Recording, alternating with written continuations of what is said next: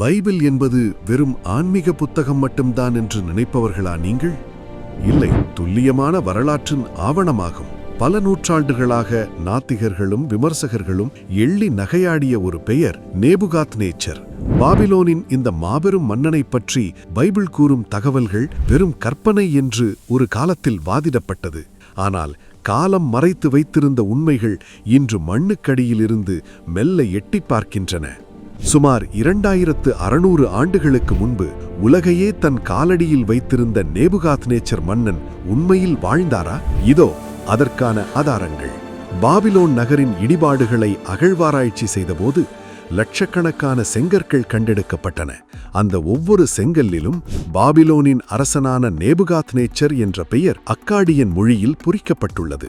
பைபிளில் தானியேல் புத்தகம் 4ஆம் அதிகாரத்தில் இது நான் கட்டின மகா பாபிலோன் அல்லவா என்று அவர் கர்வத்துடன் நினைத்ததாக வாசிக்கிறோம். இதோ அந்த செங்கற்கள் இன்றும் அவர் நினைத்ததையே உறுதிப்படுத்துகின்றன.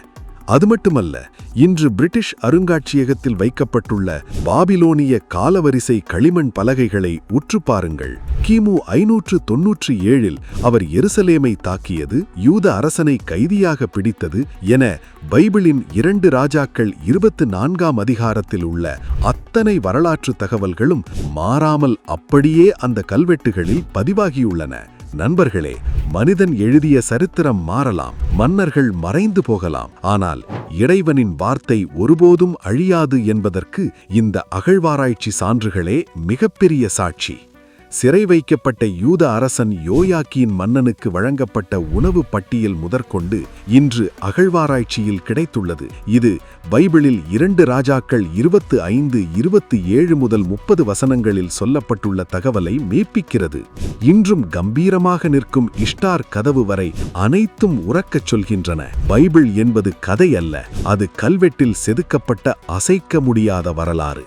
இனியும் சந்தேகம் எதற்கு? காலம் சொல்லும் உண்மையை ஏற்றுக்கொள்வோம், சத்தியத்தை அறிவோம், சத்தியம் நம்மை விடுதலையாக்கும்.